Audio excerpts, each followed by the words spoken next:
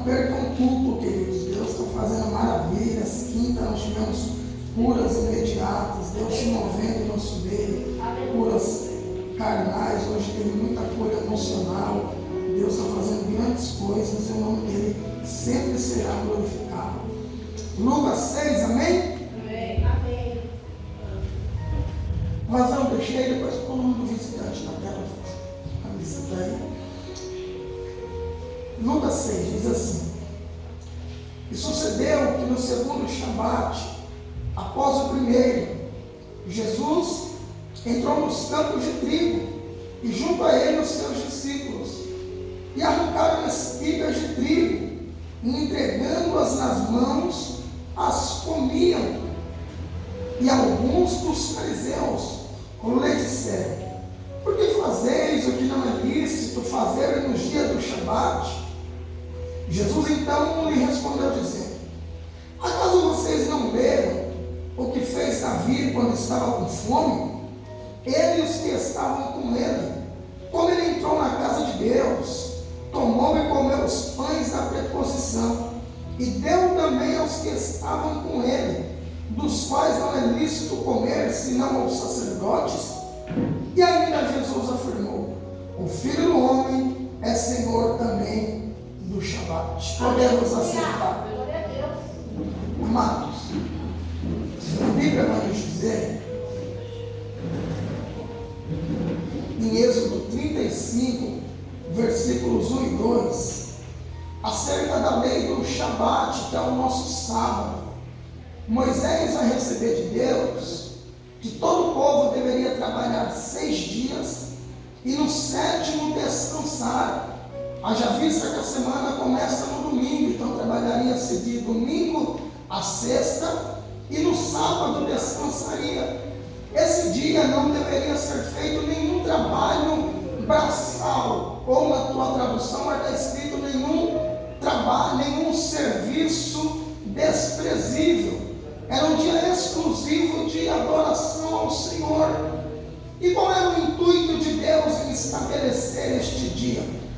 O Senhor estava dando uma pausa na minha e na sua agenda para que nós pudéssemos ter um dia exclusivo só para Ele. Haja vista que todos nós temos muitos afazeres, e uma das coisas mais difíceis que talvez nós enfrentamos é não ter uma motivação para executar determinada tarefa. Então o Senhor, sabendo disso, Ele estabelece um dia para que você e eu não dependa de motivação, mas se dependa de disciplina. Motivação e disciplina são diferentes. Motivação é o que motiva a minha ação. Só que motivação você não vai ter todos os dias, mas a disciplina é necessário que você tenha todos os dias. Tem dia que você acorda para trabalhar e você acorda super feliz, alegre, motivado, principalmente dia 5 e dia 20. Você fala: Ei, hoje o dia vai ser uma bênção. Sim ou não? Principalmente na sexta-feira, você já acorda pensando no final do dia. Isso é motivação. Mas os dias que você não tem essa motivação, você tem algo chamado disciplina, que você fala: eu preciso trabalhar para minhas contas pagar. Até rimou, sim ou não? Você, quando não tem motivação, é movido por disciplina. E Deus, sabendo disso, Ele vai dizer: olha, Moisés, eu sei que vocês vão ter afazeres e necessidades, mas não deixe que nada disso esteja à frente da primeira necessidade, que é estar diante de mim. Quando Deus chama Moisés ao monte, e Moisés fica lá 40 dias, quantos dias? 40. A Bíblia diz que nos 6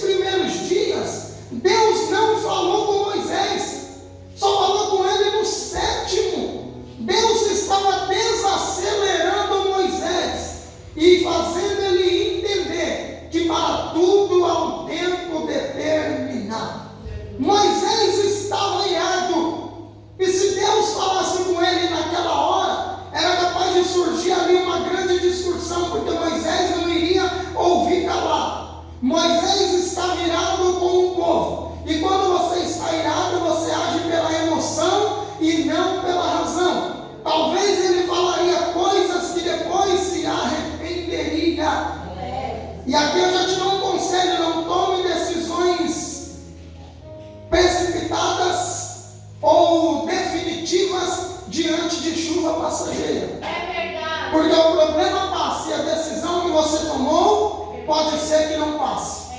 Então Deus deixa Moisés 6 dias de molho. Eu imagino a ansiedade. Quem aqui é ansioso, diga eu. Todo mundo tem um pouquinho de ansiedade. Todo mundo tem um pouquinho de expectativa. E aí eu imagino Deus olhando para Moisés e fazendo ele desacelerar. Deus chama no primeiro, mas só fala no 7º dia. Era Deus fazendo Moisés entender: você pode estar na minha presença, mas às vezes eu vou estar calado diante de você. Porque a gente quer que Deus fale toda hora. Deus fala comigo, mas o que ele falou ontem não serve. Se ontem ele falou que ia fazer, a palavra dele é a mesma hoje, eu vou fazer. Só que tem um tempo determinado. Então Deus faz Moisés esperar 6 dias. Muitos aqui iriam embora. Me enganaram. Deus não quer falar comigo. Isso nos fala primeiro, perseverança. Diga, eu preciso perseverar. Segundo, insistência. Diga, eu preciso insistir. Porque a gente, às vezes, nas nossas orações, a gente ora 2 minutos, aí levanta e fala: eita, já coloquei na mão de Deus. Grandes coisas. Você não precisa orar para Deus saber o que você precisa. Eita, pastor, então me livrei, agora eu não oro mais. Não, ao contrário. A Bíblia diz que antes da palavra chegar à tua boca, o Senhor já sondou o seu. Então eu não oro para Deus saber o que eu preciso. Eu oro para entender o que Ele precisa de mim, qual é o tempo que Ele quer que eu esteja. Porque Deus sonda o meu coração, sim ou não? Então Ele sabe o que eu preciso. Diga para o teu irmão: Deus sabe o que você precisa. Então eu não oro para Deus me ouvir, eu oro para me relacionar e eu entender o que Ele quer de mim. Aí Ele vai dizer: agora é hora de correr, agora é hora de reduzir, agora é hora de avançar, agora é hora de esperar, agora é hora de agir dessa maneira. Eu que preciso entender o tempo que Deus quer que eu esteja. E por que às vezes você não ouve Deus? Diga, por quê, pastor? Porque na sua oração só você fala. Aí você termina de orar, com a cara de pau, levanta ali pro joelho, tipo, olhando assim: você viu, hein, Deus? Que sacrifício, hein? 3 da manhã, eu podia estar dormindo, eu estou aqui orando. Não precisava. Se for para entregar lista de pedido para Deus, poupe o seu sono, durma a noite inteira e seja feliz. Porque você vai pedir e nada vai acontecer. Pastor, mas a Bíblia diz: aquele que pede, recebe. Sim, recebe. Mas ele está dizendo que recebe o quê?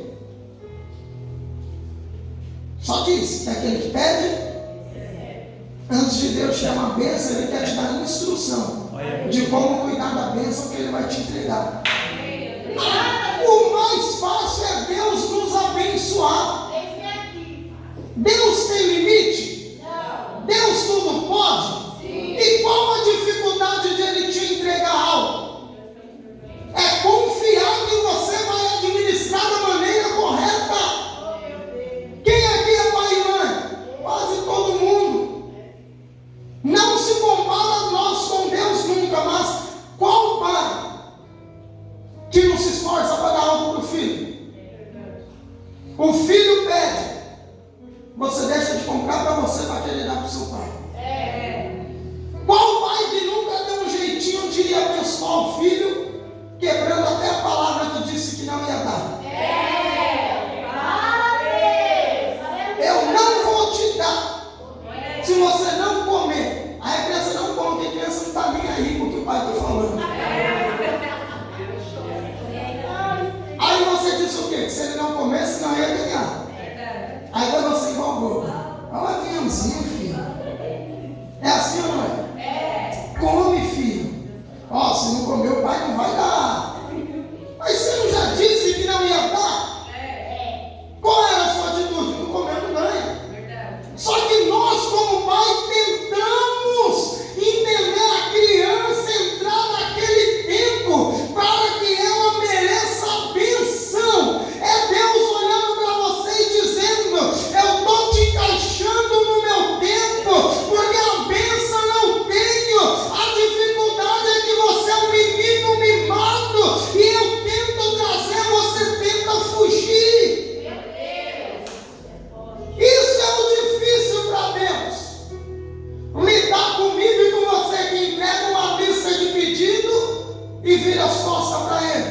E Ele doido para nos amar, doido para se relacionar. Tanto que Ele vai usar um exemplo de um relacionamento íntimo. Mateus 6,6. Entre no teu quarto e tranque a... Qual o único cômodo da casa que tem porta sem ser a entrada?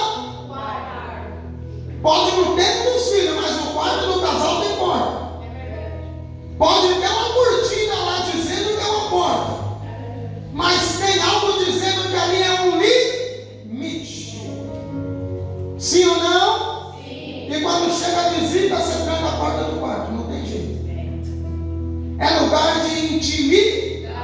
Jesus disse: quando quiseres se relacionar, entre no teu quarto e tranque a... E o Pai que estava em secreto vai te honrar publicamente. O que Deus quer de nós? Que nós venhamos nos relacionar com Ele. Diga: eu preciso me relacionar com o Senhor. Então Deus diz: Moisés 6 dias trabalha, no 7º sirva só a mim. Olha como Deus é lindo e não divide a glória dele com ninguém. É lógico que todo dia o judeu ora, todo dia você tem que orar, sabemos disso. Mas olha como ele é lindo. Ele está dizendo assim: ó, faça tudo o que você tem para fazer, mas tem que ter um dia só para nós dois. Quem aqui já namorou? Você namorou um dia, né? Você casou, né? Deus fez a obra, você casou. Quando você namorava, o dia de ver o companheiro, a companheira, fazia sobrancelha, cortava cabelo, cortava unha, passava desodorante, a meia roupa, sim ou não? Sim. Você se preparava. Olha aí. Esse dia é meu e do meu namorado. Nada iria impedir esse encontro.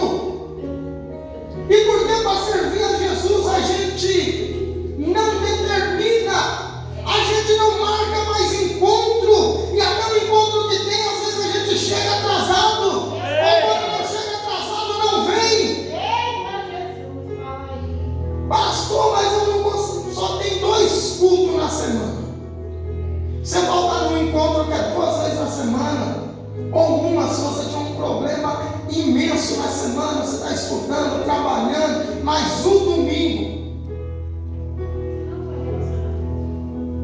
O domingo Deus falou comigo essa semana.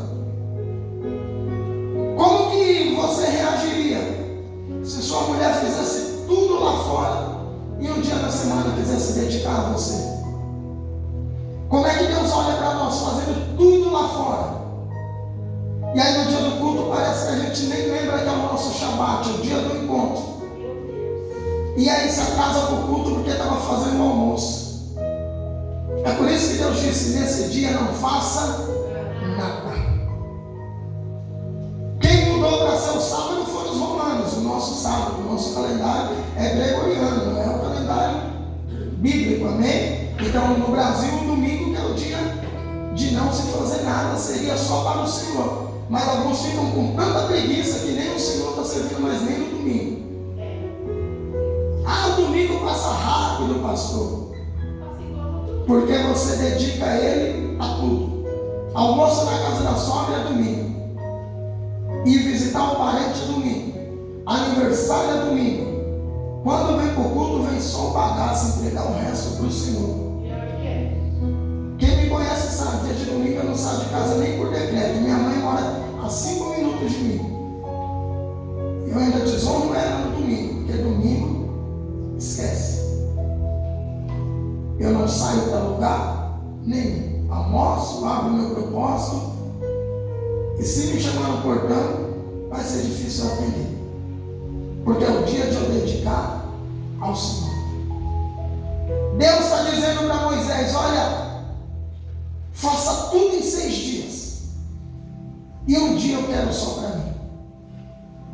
24 horas, meu Deus, de exclusividade. Na sexta-feira, às 18 horas, vira o dia, amém? O dia começa às 18, não à meia-noite como aqui. E aí, até sábado às 18 horas, 24 horas de dedicação a Deus. Deus institui isso. Só que Ele não estava dizendo assim: olha, deixe tudo e me sirva. Não, senão é protocolo. Ele estava dizendo: eu quero ser o primeiro no teu coração nos demais dias, porque quando eu for o primeiro nos demais dias, eu serei o único no dia do Shabat. Se Ele não for primeiro nos outros dias, você troca a presença dEle por qualquer coisa. E agora nós vemos Jesus, em um dia de sábado, Ele entra no meio de uma plantação de trigo. E aí os fariseus vão observá-lo, e os seus discípulos começam a pegar trigos maduros e a comer. E o Shabat, até hoje lá em Israel, queridos, você não pode usar nada que tenha tecnologia, você não pode acender fogo, a luz da sua casa você tem que acender antes de começar o Shabat. Não se faz nada a não ser servir ao Senhor. Só funciona o comércio que não é de judeu. Aonde eu estava tinha um mercadinho de uns oriental lá, acabou meu tempo. Tinha um mercado de uns orientais lá e estava aberto. Aí foi o que salvou para a gente poder jantar, almoçar no sábado lá. Porque nada funciona. E eles vão alegre adorar o Senhor diante do Muro das Lamentações. E um que me viu mexendo no celular me repreendeu, porque não pode usar a tecnologia no Shabat, um dia para o Senhor. E só nós lá, né, bobão, sabia, né? Não pode usar nada que tire o foco do Senhor. Jesus, com seus discípulos, vão estar comendo ali, os seus discípulos, o trigo. E os fariseus dizem: olha, está errado. Hoje é Shabat, não pode, tem que guardar para o Senhor. Eles vão dizer: Jesus, os seus discípulos estão errados. Então realmente você não é o Messias, você é um falso Messias. Porque como a lei diz para não fazer nada no sábado, e seus discípulos estão fazendo. Ali Jesus vai dizer: acaso vocês não leram a palavra? Sabe o que o Senhor está dizendo quando alguém te acusar? Se você tiver a palavra dele na tábua do teu coração, é ela quem vai te defender. A palavra do Senhor continua sendo escudo e broquel. Se você viver na palavra, não há acusação contra a tua vida que permaneça de pé. Aí Jesus diz lá em 1 Samuel, vai dizer que Davi estava com fome, entrou no templo e comeu pão que era do sacerdote. O que o Senhor está dizendo, se ele entrou no templo para comer pão do sacerdote, ele estava dizendo: não é o pão que me sustenta, é o dono do templo. Sabe o que Jesus estava querendo dizer? Eles estão comendo trigo, mas não é o trigo que sustenta, é o trigo vivo. Sou eu que sustento os meus e a minha igreja. Davi entrou no templo, leia na sua casa em 1 Samuel 21.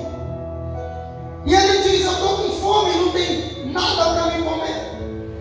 E todo sábado o sacerdote trocava 12 pães. Quantos pães? Deixava até o outro sábado. Pão quente, representando as 12 tribos, diante do candelabro, que ninguém diante do Senhor pode ser morno, ou seja, quente, ou seja, frio. E no outro Shabat, o sacerdote comia os pães. Davi não era sacerdote. Ele não tinha direito a comer. E ali o sacerdote da época vai dizer: Davi, você quer pão?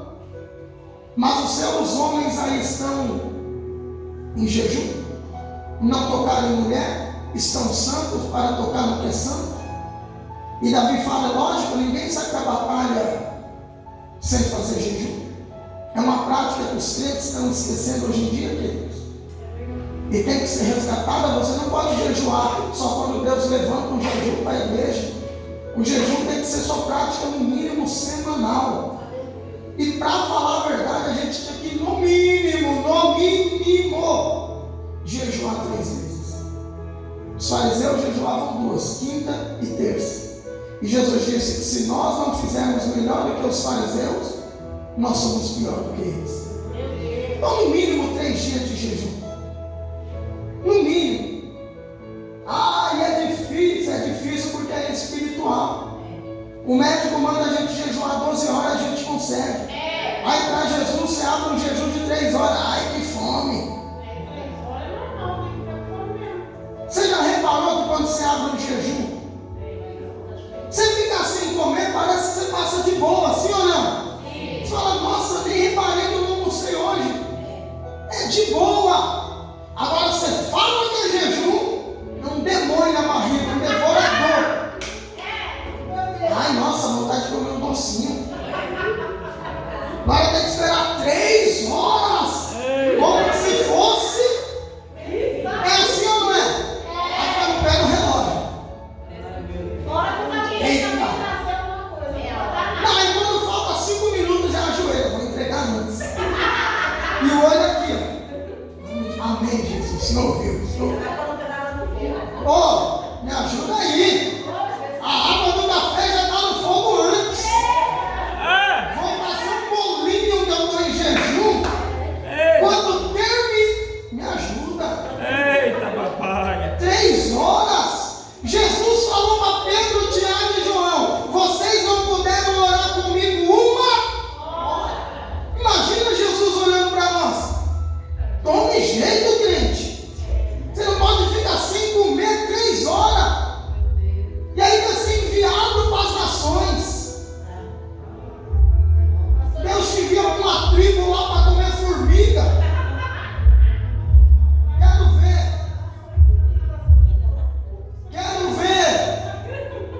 Em Israel a gente fez jejum até sem querer, a grana estava curta. Era café da manhã e para não passar fome, jejum. Pai, é para o Senhor, não é porque não temos grana, é para o Senhor. Já consagrava. Sim ou não? O que Deus está dizendo para nós, queridos? Vamos voltar às práticas que não param de funcionar. O jejum ainda muda a história. E antes de mudar a história, o jejum é para mudar você, tá bom? Porque às vezes a gente quer fazer o jejum só para receber coisa. Vou jejuar para Deus me dar. Não, vou jejuar para Deus me mudar. Para tirar de mim o que não agrada. Para me ser melhor. Para me estar mais sensível a Ele. Porque o jejum te fortalece. Porque enquanto você mata a carne, você fortalece o seu espírito. Você fica mais sensível a Deus. Então Davi está cheio de fome. E ele vai dizer: nós estamos em jejum. Lá em Israel, queridos, eu vi filhos indo para a guerra, e as mães abençoando os filhos lá, os ônibus levando eles para o campo de batalha, e os pais abençoando, e eles levam a Torá no meio do exército, um rolo imenso. Não a Torá aqui, nossa, não. A Torá sagrada que fica no muro ou dentro do templo, é toda de ouro, um rolo desse tamanho. Vai no meio do exército, como ia antes da Arca da Aliança. E antes da batalha, jejum e oração. Você vê os soldados guerreando em jejum e oração. Porque ele sabe que não depende do braço dele, depende do braço do Senhor. Então Davi estava em guerra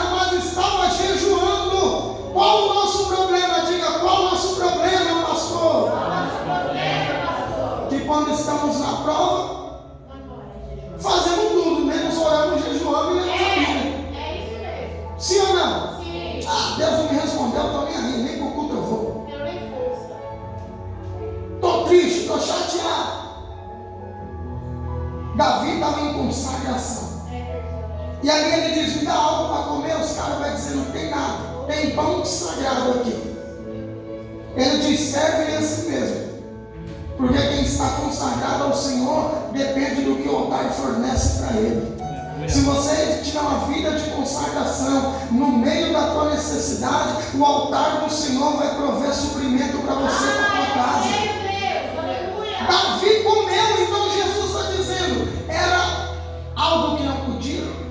Davi fez e vocês idolatram Davi. Davi até hoje, queridos, o túmulo de Davi é um dos mais visitados em Israel, uma mesquita, um templo grande, um lugar grande, tem a placa lá, King of Davi, Rei Davi. Até hoje é chamado de Rei Davi, o maior rei de Israel. Tem outra placa escrito Cidade de Davi. Até hoje. E aí você e eu, Jesus estava dizendo para eles: Davi comeu e vocês acham que está tranquilo e quer repreender os meus. Presta atenção, estou acabando já. E ali o Senhor vai falar algo que calou todo mundo. Jesus vai dizer assim: eu sou Senhor até do sábado. Olha que tremendo. Eu sou Senhor até do sábado. Quem é que serve? O servo ou o Senhor? O servo. Jesus disse que ele era Senhor do. Jesus estava dizendo: o sábado que me serve, não sou eu que sirvo a ele. Jesus estava dizendo: é o sábado que foi criado para que eu seja adorado, e não é feito por causa do sábado. Eu sou o Senhor desse dia. E quem é o nosso sábado? Quem é o nosso Shabat? Jesus, o número 7, o número da perfeição. Ele está dizendo: eu sou aquele que vocês terão descanso. Aleluia. Encontrareis descanso para vossas almas. Vinde a mim os cansados e oprimidos, e eu vos alivio. Jesus é fonte de alívio. Glória. Eles vão ficar meio sem entender. E olha que tremendo que Jesus me disse: guardar o sábado é ser guardado pelo Senhor do sábado. Foi Jesus que disse: eu sou Senhor do sábado. Não é o dia do calendário, mas eu te dou como um conselho, querido: tenha um Shabat na semana do Senhor. Pastor, eu folgo toda terça-feira. Faça desse dia um Shabat do Senhor. Faça desse dia um dia que você vai orar mais, você vai ler mais a Bíblia, você já vai acordar e vai consagrar um jejum, você vai aproveitar que está voltando às aulas, as crianças vão estar na escola, você vai ter tempo para buscar a Deus, sim ou não? O que não pode é a nossa desculpa esfarrapada. Qual é a desculpa que eu mais ouço? Pastor, minha vida é tão corrida. A vida de Jesus era corridíssima. Ele andava a pé, tá? E na madrugada, enquanto todo mundo dormia, ele estava indo para o monte orar. Você pode ter a vida corrida como for. Se você for prestar o Enem, se você for prestar um concurso, você vai dormir menos, mas você vai estudar. Ou você vai chegar lá sem estudar e vai falar pro cara lá do Enem: imagina, ô moça, prova eu aí, tá? Minha vida tá tão corrida, eu nem pude estudar. Quem quer fazer a diferença não dá desculpa, ele dá um jeito, amém? Durma menos, querido, cada um tem um objetivo na vida. Oséias disse: conhecemos e permanecemos em conhecer ao Senhor. Só que sabe qual é o mal dessa geração? É que se contenta em vir na igreja e ouvir uma ministração bom. Meu Deus. Você tem que buscar mais. Eu, como seu pastor, tenho obrigação de te alertar. Você segue se quiser. Mas você tem que ter um chamado para o Senhor. Porque na semana a desculpa é que a vida é corrida, assim ou não? Aí no domingo, você vai dizer que é corrida também. Tem que fazer almoço, receber a sogra em casa, arrumar a mochila das crianças para segunda. Meu Deus. Sim ou não? Ou ir almoçar na casa da sogra. Quando vai ver o dia correndo, e nem no domingo você orou, não jejuou e só buscou o Senhor aqui dentro do templo. Ou seja, se não tivesse culto, você estava sem nada de Deus aí. Reflita comigo se nós tirasse hoje o seu extrato espiritual. O que é extrato? Meu filho, passou o pior também, viu? É o que entrou e o que saiu. Isso é extrato. Quando entrou na sua conta espiritual essa semana? Quando saiu da sua conta espiritual? Jesus estava dizendo: eu preciso de um dia exclusivo. Mas ele só tem um dia exclusivo. Ninguém, ele já é primeiro de todos os outros dias. Ele declara dizendo, eu termino dizendo, olha o que Apocalipse 1,5 diz. Põe na tela aí, filhão. Apocalipse 1,5. E Jesus Cristo, que é a testemunha fiel, o primogênito dentre os mortos, o soberano dos reis da terra, ele que nos ama e mediante seu sangue nos libertou de todos os nossos Colossenses 1,18. Olha que a Bíblia está declarando o que ele é, para você entender que um dia só para ele é pouquíssimo. Ele é a cabeça do corpo, que é a igreja. Ele é o princípio e o primogênito dentre os mortos, a fim de quem é absolutamente tudo, para que tenha supremacia. Olha. Ele está dizendo: se eu sou para você tudo isso, eu tenho que vir em primeiro lugar na tua vida. Amém? Amém. Jesus é o Senhor do sábado. Meu Deus. Jesus estava dizendo: se vocês guardam o sábado, vocês estão guardando a mim, vocês só não entenderam a revelação. Só que na verdade não é um dia para você me guardar, é um dia para nós nos relacionar, porque quem guarda vocês na verdade sou eu. Quando você se dedica a Deus, é Ele que te guarda. Oh, glória. Eles achavam assim: eu estou guardando um sábado. Não, eu estou buscando o Senhor do sábado, e Ele está guardando a minha casa, a minha família e todos os meus negócios. Entenda, quem guarda o Shabat é guardado pelo Senhor do Shabat. Que Deus guarde você, a tua casa, a tua família. Mas que você entenda, Ele é o primeiro todos os dias, e aí eu tenho um dia para Ele ser a totalidade do meu dia inteiro, em nome de Jesus. Dá um aplauso ao Senhor nessa noite.